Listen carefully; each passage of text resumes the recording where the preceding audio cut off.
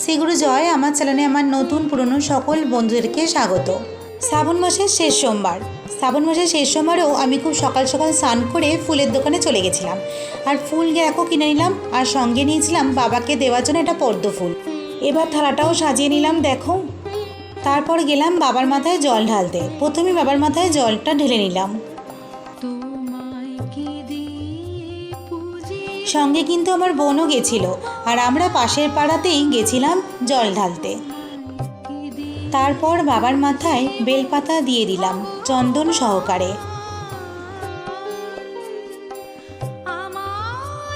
এবার বাবাকে মালাটাও পরিয়ে নেব। দুজনে মিলে গেছিলাম বলে আমি বাবাকে দিয়েছিলাম নীলকণ্ঠ ফুলের মালা, আর বোন দিয়েছিল আকন্দ ফুলের মালা। আসলে বাবার প্রিয় ফুলদের মধ্যে তো এই দুটো ফুলও পড়ে, তাই আমরা দুই বোনে দুই রকম মালা পরিয়েছিলাম। আর শেষ সোমবার বলে আমার খুব ইচ্ছে হচ্ছিল পদ্ম ফুল দিতে বাবাকে, তাই বাবার জন্য সাদা পদ্ম নিয়ে গেছিলাম, সেটাই বাবার মাথায় দিয়ে দিলাম। তারপর ফল দিয়ে বাবাকে মিষ্টি দিয়ে দিলাম।